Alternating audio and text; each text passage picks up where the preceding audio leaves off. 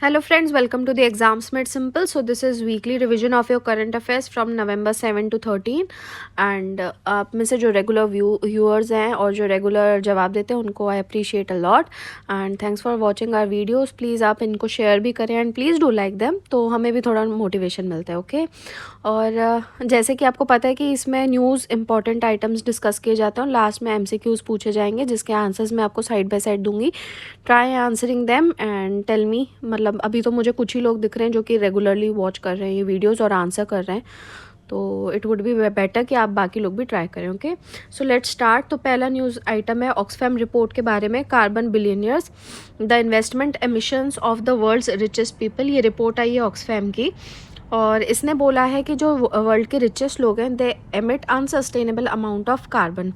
तो ये किस चीज़ पे बेस्ड है रिपोर्ट कि हर ह्यूमन जो है अर्थ पे उसका एक कार्बन फुटप्रिंट होता है which is divided into three things. Okay पहला तो हो गया उसके खुद का पर्सनल कंजम्पशन एमिशन, दूसरा गवर्नमेंट स्पेंडिंग से क्या एमिशंस हैं, तीसरा emissions linked to investments. Okay इसके अलावा स्कोप भी बताए एमिशंस का.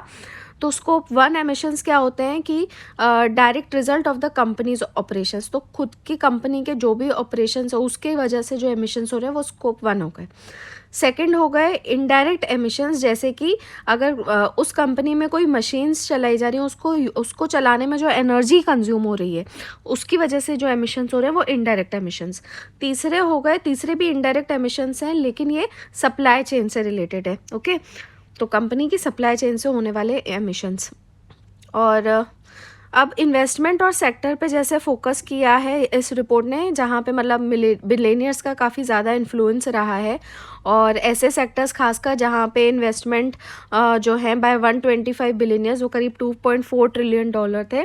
और इसके लिए इस रिपोर्ट ने ग्रीन हाउस गैस प्रोटोकॉल का यूज़ किया है. तो ग्रीन हाउस गैस प्रोटोकॉल क्या है? ये प्रोवाइड करता है वर्ल्ड का सबसे ज़्यादा यूज़ होने वाले GHG अकाउंटिंग स्टैंडर्ड्स. ओके तो इन कंपनीज़ के कार्बन फुटप्रिंट को कैलकुलेट करने के लिए ग्रीन हाउस गैस प्रोटोकॉल का यूज़ किया है. अब ये रिपोर्ट क्यों मैटर करती है, क्यों मैटर करती है? क्योंकि ऐसे टाइम पर आई है क्योंकि जब ऑलरेडी डिस्कशंस चल रहे हैं कि COP27 में कि कैसे वर्ल्ड के टेम्परेचर को 1.5 डिग्री सेल्सियस से नीचे ले आया जाए और जो कि मतलब ग्लोबली अग्रीड टारगेट है. ओके और इसलिए इस रिपोर्ट का काफ़ी ज़्यादा इम्प्लीकेशन है क्लाइमेट पॉलिसी मेकिंग पे. और ये एक और चीज़ के ऊपर ध्यान देती है कि इकोनॉमिक इनइक्वालिटी और क्लाइमेट क्राइसिस का क्या रिलेशन है. ओके इसका मतलब क्या है कि जो बिलियनियर्स हैं उनके पास में काफ़ी ज़्यादा वेल्थ और स्टेक है ना ग्लोबली रिकग्नाइज्ड कॉरपोरेशंस में, और इसके अलावा उनके पास में पावर भी होता है कि वो कॉरपोरेशंस किस तरीके से काम करें उसको इन्फ्लुएंस करने का. ओके तो इतना कंट्रोल जो होता है वो लो और मिडिल इनकम बैकग्राउंड्स के पास में नहीं होता है. और इसलिए इस रिपोर्ट का कहना है कि वर्ल्ड लीडर्स को ये इंश्योर करना पड़ेगा कि जो ज़्यादा कार्बन एमिट कर रहा है उसी को ज़्यादा करना भी पड़ेगा इन एमिशंस को रिड्यूस करने में. ओके तो जो डिसीजंस लिए जाते हैं इन्वेस्टर्स द्वारा जैसे कि कौन से कॉरपोरेशंस में इन्वेस्ट करना है और मतलब अगर वहाँ पे कार्बन एमिशंस जहाँ पे वो इन्वेस्ट कर रहे हैं वो कंपनीज कम कर भी रही हैं या नहीं कर रही हैं, या फिर आप फॉसिल फ्यूल वाली को फंड कर रहे हो तो इनसे भी फ्यूचर एमिशंस का पता लगाया जा सकता है.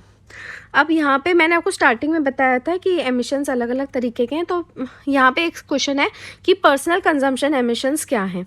तो अब इन्होंने बताया जैसे कि 2018 में जो एमिशंस हुए थे private yards, planes, helicopters, mansion से, ये केवल 20 बिलियनियर्स का इन्होंने निकाला था और ये आया था 8,194 tons of carbon dioxide equivalent. Okay तो एक चीज़ ये समझ में आ रही है कि ये मतलब आपस में बिलियनर्स की रेस में क्या कर रहे हैं कि एक एक फ़्लाइट ले रहे हैं, अपना पर्सनल एक एक चीज़ बना रहे हैं. तो एक सिंगल जो स्पेस फ्लाइट होती है उससे उतना कार्बन डाइऑक्साइड रिलीज़ होता है जितना नॉर्मल इंसान पूरे अपने लाइफ टाइम में एमिट करेगा. ओके तो एक बिलियनियर एक ही फ्लाइट में उतना रिलीज़ कर देता है. फिर 2021 में एक रिसर्च हुई थी ऑक्सफैम और स्टॉकहोम एनवायरनमेंट इंस्टीट्यूट की, उसमें भी ये चीज़ रिवील हुई थी कि जो रिचेस्ट 1% लोग हैं they are responsible for the 15% of cumulative emissions. 1% richest लोग जो है वो 15% क्यूमुलेटिव एमिशंस के लिए रिस्पॉन्सिबल है और वो 35 times the level of CO2 release कर रहे थे, एमिट कर रहे थे एज़ कम्पेयर टू जितना कंपैटिबल होना चाहिए 1.5 डिग्री सेल्सियस के गोल को पाने के लिए। तो जितना आपको करना चाहिए उस गोल के लिए, उसका आप 35 टाइम्स आप एमिट कर रहे थे। नेक्स्ट क्वेश्चन अब ये आता है कि ये कार्बन फुटप्रिंट को कैसे कर्ब किया जा सकता है। अब देखो ये जो यहाँ पे ऐसे सॉल्यूशंस आते हैं ना, तो कोई भी अगर क्लाइमेट चेंज का आपके पास सजेशन पूछने को आए तो आप ये चीज़ें बता सकते हो। ओके तो कॉरपोरेशंस जो हैं वो अपना एमिशंस कट नहीं कर रही हैं, तो 2050 क्लाइमेट चेंज को जो मतलब क्लाइमेट चेंज प्लान है, net zero total carbon emissions का, total carbon emissions net zero करने का, ये किस चीज़ के ऊपर रिलाई कर रहे हैं कि लैंड को यूज़ करो। जो लो इनकम कंट्रीज़ में लैंड है वहाँ पे आप पेड़ उगाओ, वहाँ पे पेड़ प्लांट करो। तो इस चीज़ के ऊपर कर रहे हैं रिलाई, है ना। तो अब ये रिपोर्ट कह रही है कि ऐसा नहीं होता है, इसमें कुछ प्लान्स हैं, कुछ फ्लॉज हैं। तो 2021 की जो ये रिपोर्ट थी उसने बोला कि आप केवल लैंड का यूज़ कर रहे हो वर्ल्ड के इतने सारे जो एमिशंस हैं उसको रिमूव करने के लिए। तो इसके लिए आपको इस समझ में आना चाहिए कि कम से कम 1.6 बिलियन हेक्टेयर के नए फॉरेस्ट चाहिए, यानी कि वो उतना एरिया जितना मतलब इंडिया का साइज़ है उसका 5 टाइम्स। ओके, और अभी अगर देखा जाए तो कोई भी ऐसा वर्ल्ड में ऐसी स्टेट यानी कोई कंट्री नहीं है जहाँ पे वो अपने कॉरपोरेट्स को कंपेल करते हो कि वो अपना फुटप्रिंट कम करें, है ना। तो इस वजह से ये रिस्पॉन्सिबिलिटी है गवर्नमेंट की कि ऐसी क्लाइमेट पॉलिसीज़ बनाई जाएं जो कि ग्रीन ट्रांजिशन की तरफ काम करें, और ख़ासकर मतलब जो ऐसे कॉरपोरेट इन्वेस्टमेंट्स हैं उनको रेगुलेट करें। इसके अलावा इन्होंने बोला है कि स्ट्रॉन्ग और binding science based GHG reduction targets होने चाहिए। तो टारगेट्स तो हैं, अब ये कह रहे हैं साइंस बेस्ड होने चाहिए और बाइंडिंग होने चाहिए ताकि ट्रांसपेरेंसी बढ़े। और इसके अलावा गवर्नमेंट को इन चीज़ों का भी ध्यान देना चाहिए, जैसे वर्कर्स राइट्स हो गए, उनके लाइवलीहुड का प्रोटेक्शन हो गया, और मार्जिनलाइज कम्युनिटीज़ का प्रोटेक्शन हो गया, है ना, जो कि एडवर्सली इफेक्ट होते हैं बाय क्लाइमेट चेंज। इसके अलावा इन्होंने ये सजेस्ट किया है कि वेल्थ टैक्स लगाना चाहिए रिचेस्ट के ऊपर, जो कि फिर एड करेगा अगर कोई भी ऐसे अर्जेंट क्लाइमेट फाइनेंस की ज़रूरत जाती है डेवलपिंग कंट्रीज़ में, तो उस चीज़ में हेल्प करेगा, है ना। तो वही है कि रिचेस्ट जो लोग हैं वो वेल्थ टैक्स भरे, और इसमें मतलब hundreds of billions of dollars को रेज किया जा सकता है, और जो लोग ऑलरेडी सफ़र कर रहे हैं कैटास्ट्रोफिक क्लाइमेट चेंज की वजह से उनको प्रोटेक्ट किया जा सकता है। Okay, so second news item is centre's restriction on the use of glyphosate, और ये आपका GS3 का टॉपिक है। ओके, तो अभी क्या हुआ है कि ग्लाइफॉस्फेट को रिस्ट्रिक्ट कर दिया एग्रीकल्चर मिनिस्ट्री ने, और है क्या ये एक वाइडली यूज हर्बिसाइड था, और अभी मतलब उसके बाद में केस भी आया था सुप्रीम कोर्ट में जहाँ पे कहा गया था कि जितने भी हर्बिसाइड टॉलरेंट क्रॉप्स हैं, जैसे कि अभी ट्रांसजेनिक हाइब्रिड मस्टर्ड और कॉटन भी है, इसके बारे में हम पढ़ चुके हैं ना। अभी लास्ट वीडियो में DMH 11 के बारे में पढ़ा था, मस्टर्ड के बारे में। तो ये प्ली आई है कि इसको रिस्ट्रिक्ट किया जाए, हालांकि ये हियरिंग हो चुकी है और सुप्रीम कोर्ट ने बोल दिया है कि इसमें हमारा कोई लेना देना नहीं है। ओके, काम की बात देख लेते हैं। ग्लाइफॉस्फेट क्या है? ये एक हर्बिसाइड है, वीड्स को किल करने के लिए यूज़ किया जाता है। वीड्स क्या होते हैं? अनडिजायरेबल प्लांट्स होते हैं जो कि क्रॉप्स के साथ कम्पीट करते हैं न्यूट्रिएंट्स, वाटर और सनलाइट के लिए।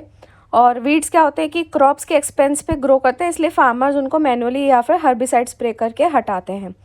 और ग्लाइफॉस्फेट जो है ये ब्रॉड स्पेक्ट्रम हर्बिसाइड है जो कि वीड्स को कंट्रोल करने के लिए यूज़ किया जाता है, और इसमें कई सारे वीड्स कंट्रोल हो जाते हैं, चाहे ब्रॉड लीफ हो या ग्रासी हो।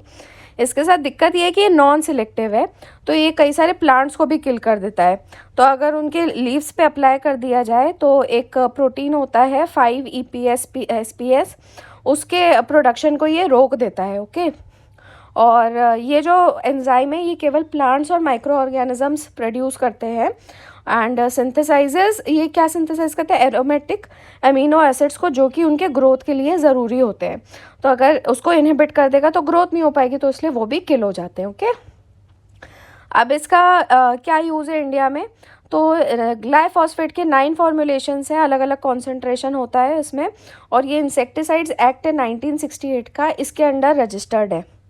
और खासकर टी गार्डन्स और नॉन क्रॉप एरियाज़ हो गए, जैसे रेलवे ट्रैक्स, प्लेग्राउंड्स, वहाँ पे इनका काफ़ी यूज़ किया जाता है। उसके अलावा इरिगेशन चैनल और बंड्स में भी इसको यूज़ किया जाता है वीड को हटाने के लिए। और बंद में क्या होगा कि अगर आप वहाँ पे अप्लाई कर दोगे तो वाटर जो है वो वहाँ से ईजिली फ्लो कर जाएगा, और उसके थ्रू फिर वॉक किया जा सकता है। और बंड्स में फिर वीड अगर जब ग्रो करते हैं तो मतलब उसके जो होस्ट होते हैं वो फंगाई होते हैं, जैसे कि, और उसकी वजह से फिर डिजीज़ेज़ होती हैं, जैसे कि शीत ब्लाइट डिजीज़ होती है राइस में। आपने देखा होगा जो चावल के कई बार जो क्रॉप्स होते हैं वो बिल्कुल सूखे पड़ जाते हैं, तो वो शीत ब्लाइट डिजीज़ होती है। ओके। और वैसे ग्लाइफोसेट का यूज़ जो है वो लिमिटेड है, क्योंकि वही है कि नॉन सिलेक्टिव है, तो फार्मर्स को सोच समझ के अप्लाई करना पड़ता है, और जो भी प्लांट उसके कांटेक्ट में आएगा वो उसको किल कर देता है, क्योंकि वही है कि डिस्टिंग्विश नहीं कर पाता क्रॉप और वीड में।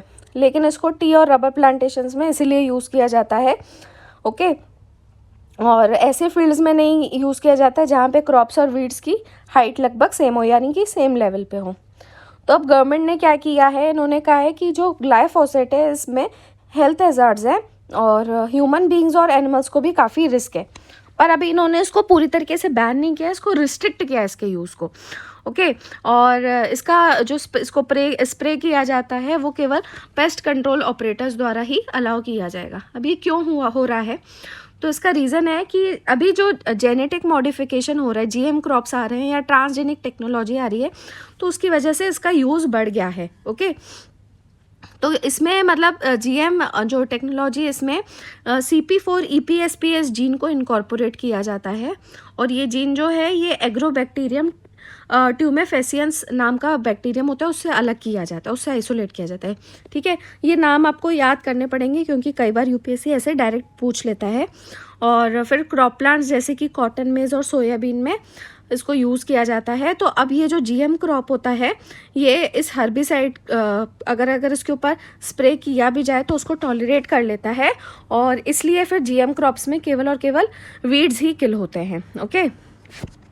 तो इसका एक एस्टिमेट भी है कि 2019 में 81 मिलियन हेक्टेयर करीब जो प्लांट्स थे पूरे वर्ल्ड वाइड में, तो वहाँ पे HT-GM क्रॉप्स करीब थे। ठीक है, 81 million hectare herbicide tolerant GM crops थे, और इसका ग्लाइफोसेट का जो मार्केट है वो काफ़ी महंगा $9.3 बिलियन का है, और इसमें से 45% जो है वो केवल जीएम क्रॉप्स में यूज़ होता है। ये आपको डेटा क्यों बता रहे हैं, आपको पूरा याद करने की ज़रूरत नहीं है, पर आपको एक आइडिया होना चाहिए कि जीएम क्रॉप्स कितने बढ़ चुके हैं और इसका सिग्निफिकेंस कितना है, इस हर्बिसाइड का सिग्निफिकेंस कितना है। ओके। तो अगर इंडिया में देखा जाए तो जो जीएम क्रॉप ऑफिशियली अभी कल्टीवेशन में है वो केवल है बीटी कॉटन। तो इसमें केवल 2 जीन्स हैं, Cry1AC और Cry2AB। तो ये तो बैसिलस thuringiensis यानी बीटी जो सॉइल बैक्टीरियम है उसमें से निकले हुए हैं, और ये उस क्रॉप को किससे बचाते हैं, जैसे अमेरिकन बोलवॉर्म हो गया, कॉटन मतलब जिनसे ज़्यादा इन्फेक्ट होता है उससे बचाने के लिए बस ये काम करते हैं। ओके, ये दोनों genes spotted bollworm, tobacco caterpillar, इन सब से बचाने के लिए। लेकिन इसके अलावा अब एक एस्टिमेट ये है कि इस कॉटन, बीटी कॉटन के अलावा additional 5 million packets of illegal GM cotton seeds भी बेचे गए हैं। और इन इलीगल कॉटन सीड्स की खास बात क्या है कि इसमें इंसेक्ट रेजिस्टेंस तो है, यानी वो बीटी वाला जीन तो है, पर साथ में HT ट्रेट्स यानी हर्बिसाइड टॉलरेंट ट्रेट्स भी है। और इसका रीज़न है कि इसमें इन 2 बीटी जीन्स के अलावा CP4 EPSPS जीन भी है। ओके। और इसका कल्टीवेशन ना सेंटर रोक पा रही है ना स्टेट रोक पा रही। तो इस वजह से क्या हो रहा है, अगर ये ग्लाइफोसेट टॉलरेंट जीन भी यदि रहेगा तो वो वाले फार्मर्स भी क्या करेंगे, वो भी बेशक ग्लाइफोसेट जो है उसका छिड़काव करेंगे, है ना, तो फिर से वो एक हेल्थ हैजर्ड बन जाएगा। ओके। तो अब यही है कि ये जो सीड्स हैं काफ़ी मतलब अच्छे प्राइस पे बिकते हैं, और इससे समझ में आ जाता है कि फार्मर्स ऐसे सीड्स को ज़्यादा प्रेफर करते हैं। और मैनुअल वीडिंग और मतलब उसका बहुत ज़्यादा कॉस्ट रहता है, फिर लेबर ज़्यादा अवेलेबल नहीं होता है, तो इसलिए फार्मर्स को ये ज़्यादा आसान लगता है कि HT कॉटन लगा दो और ग्लाइफोसेट को उसका छिड़काव कर दो। ओके। और इसका इलीगल सेल जो है वो तो कब नहीं कर पा रहे हैं, तो अब सेंटर ने क्या किया है कि ग्लाइफोसेट ही आपको नहीं मिलेगा और केवल पेस्ट कंट्रोल ऑपरेटर उसका यूज़ कर सकते हैं। तो आप कैसे छिड़काव करोगे, तो आप लेते रहो इलीगल कॉटन, उसको आप लगा ही नहीं पाओगे, है ना। तो अब अगला सवाल आता है कि क्या ग्लाइफोसेट के जो हेल्थ कंसर्न्स हैं क्या वो कितने वैलिड हैं। तो जो WHO की एक agency, international agency for research on cancer, उसने ये कहा था 2015 में कि एक प्रोबेबली कार्सिनोजेनिक हो सकता है ह्यूमंस के लिए, यानी कैंसर कॉजिंग। और इसका एविडेंस इनके पास क्या था कि जो एक्सपेरिमेंटल एनिमल्स थे उसके ऊपर इन्होंने देखा था कि वो कैंसर कॉज कर रहा था, लेकिन रियल वर्ल्ड सिनेरियो में इनके पास कोई प्रूफ नहीं है। और यूएस एनवायरमेंटल प्रोटेक्शन एजेंसी जो है उसने तो कह दिया है कि कोई कंसर्न नहीं है ह्यूमन हेल्थ को ग्लाइफोसेट के यूज़ से, और कैंसर का कोई एविडेंस भी नहीं है। और वही है कि उन्होंने रियलिस्टिक डेटा सेट से ये चीज़ ड्रॉ की है। उसी तरीके से जो यूरोपियन केमिकल एजेंसी है उसने भी यही कंक्लूड किया है कि इसको आप कार्सिनोजेनिक, म्यूटाजेनिक या रेप्रोटॉक्सिक सब्सटेंस नहीं कह सकते हो। अभी कोई हमारे पास में ऐसा एविडेंस नहीं है।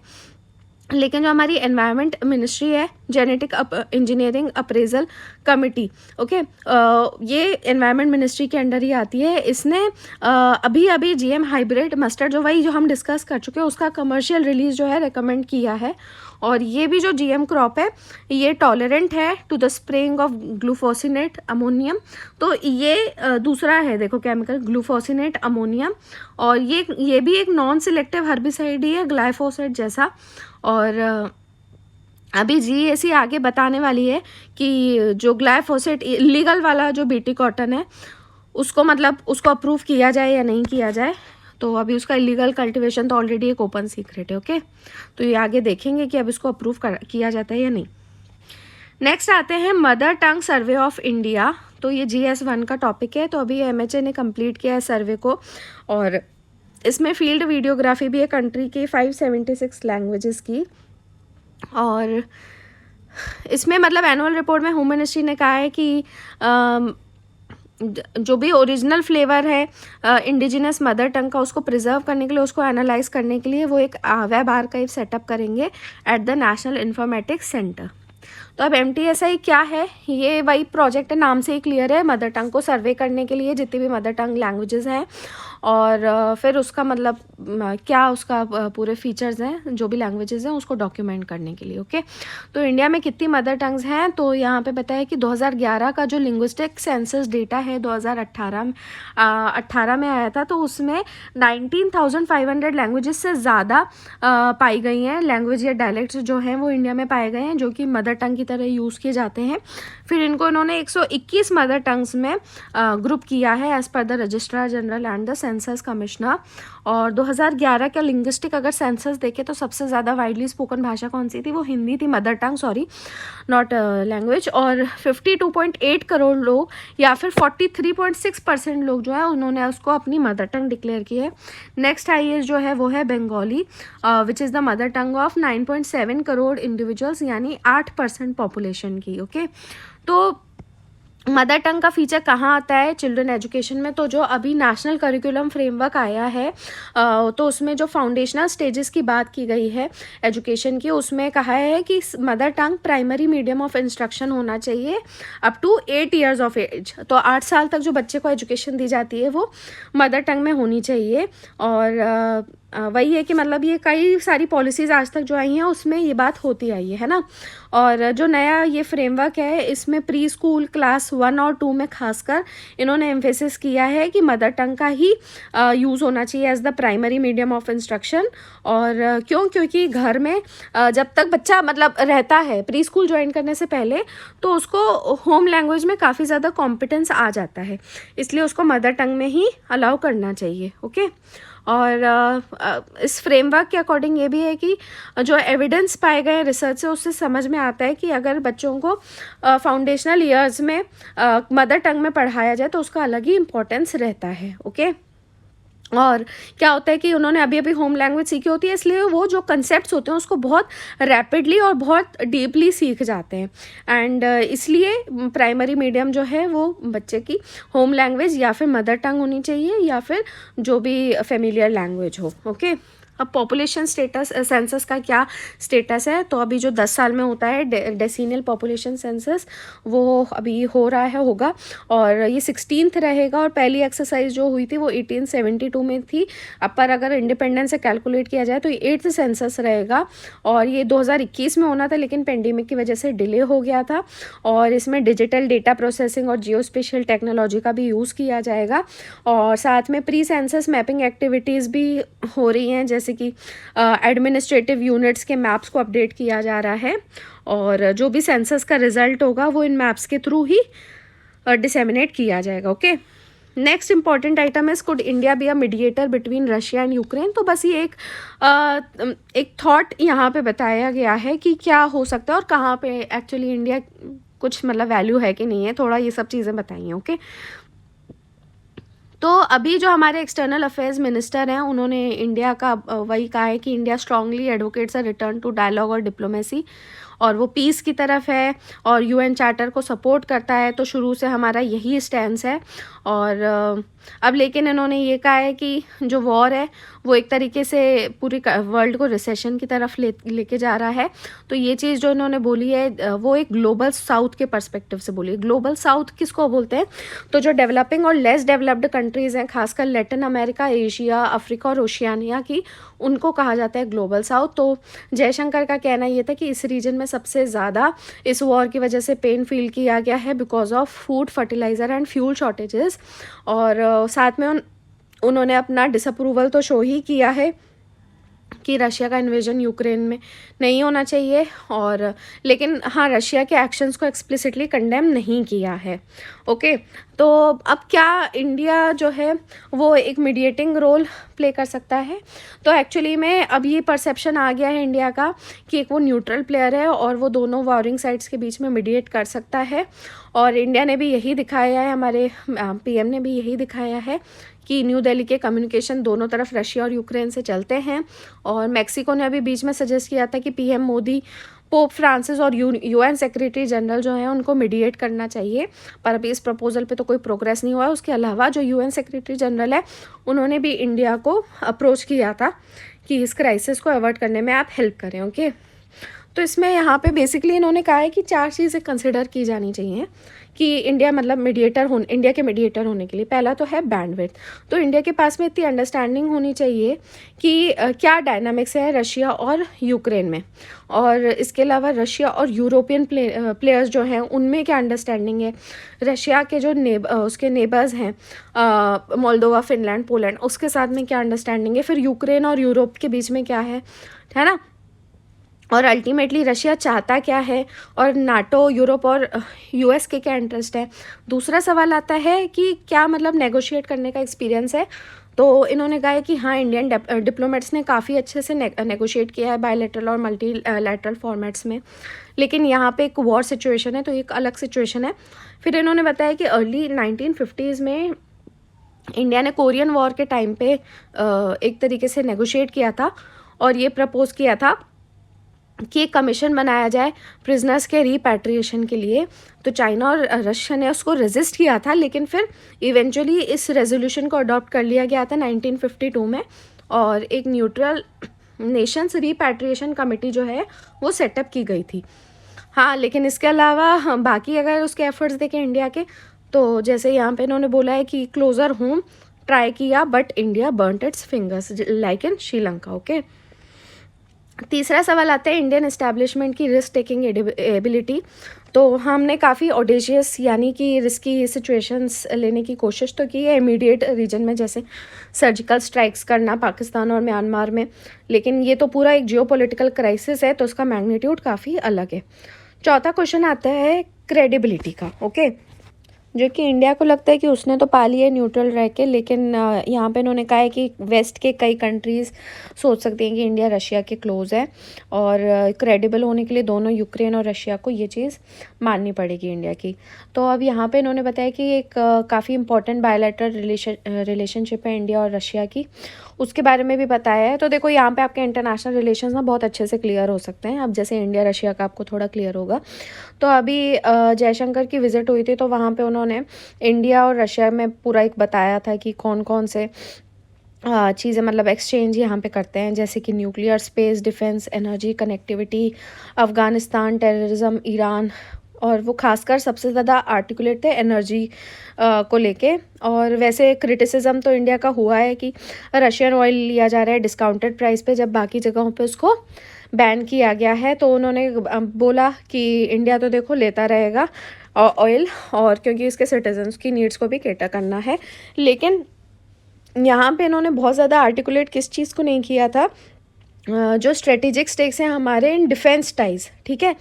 तो अब रशिया और चाइना जो है, अगर वो नज़दीक आ जाता है तो वो डेट्रीमेंटल हो सकता है इंडिया के इंटरेस्ट के लिए, अगर वो किस वजह से, यूएस और चाइना की राइवलरी के चलते, है ना। तो अब एक नई किताब है स्ट्रेटेजिक चैलेंजेस, तो आप चाहें तो उसको पढ़ सकते हैं, इंडिया इन 2030। तो उसमें फॉरेन सेक्रेटरी जो है हमारे फॉर्मर फॉरेन सेक्रेटरी, उन्होंने कहा है कि इंडिया जो है वो एक फ्रंटलाइन स्टेट बन जाएगा 21st सेंचुरी में in the rivalry between China and America. और ये उसी तरीके से बनेगा जैसे वेस्टर्न यूरोप जो है बन गया था during Soviet American competition.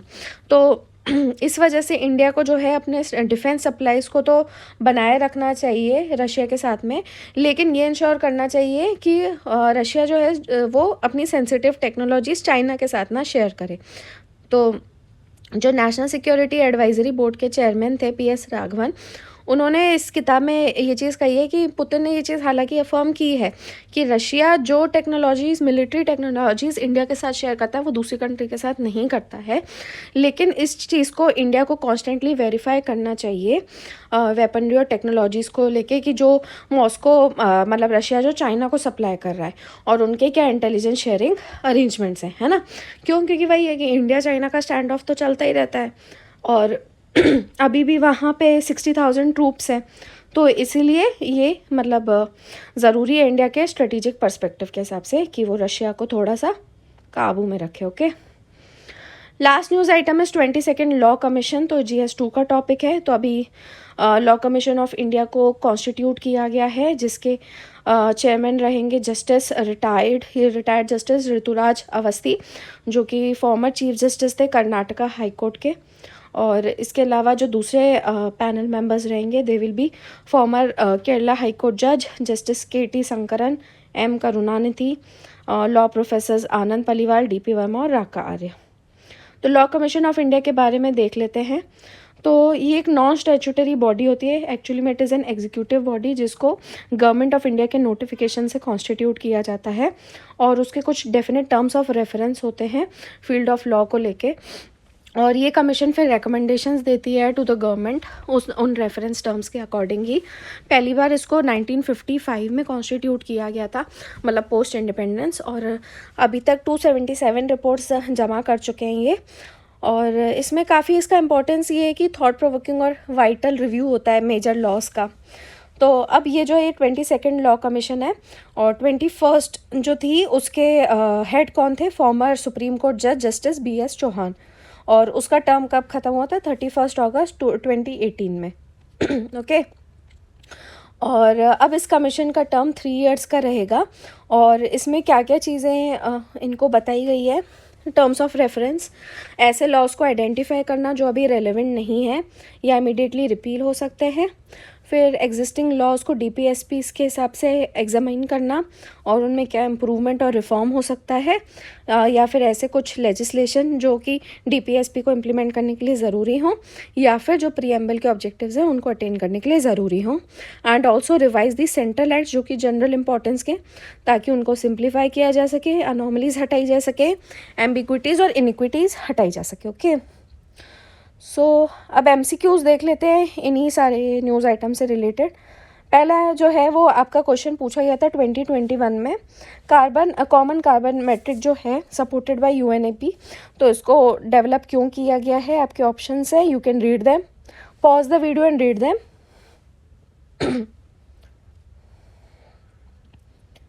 I tell you the answer. तो इसका आंसर है A। Okay, that is assessing the carbon footprint of building operations around the world। Next question है GEAC के बारे में, कि इसको ये भी पूछा गया है UPSC में, तो कौन से एक्ट के तहत इसको कॉन्स्टिट्यूट किया जाता है। ये है आपके options, quite easy. Pause and write the answer. So I will tell you the answer. इसका आंसर है सी.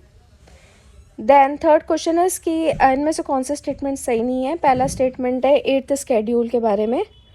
List the official languages. English is not one. और सेकंड स्टेटमेंट कहता है कि जब कॉन्स्टिट्यूशन लिखा गया था तो केवल 12 लैंग्वेजेस थी. बताने कौन सा सही नहीं है. तो इसका आंसर है B. Okay. 2 is not correct. Why? क्योंकि उस टाइम पे 14 लैंग्वेजेस मेंशन थी. फोर्थ क्वेश्चन है कि इनमें से कौन सी कंट्रीज़ यूक्रेन को बॉर्डर नहीं करती हैं. तो ऑप्शंस हैं Belarus, Romania, Poland and Greece. Ukraine को कौन सी कंट्रीज़ बॉर्डर नहीं करती हैं. तो इसका आंसर है डी, ग्रीस. लास्ट क्वेश्चन है कि इनमें से कौन सा स्टेटमेंट सही नहीं है with respect to law commission of India.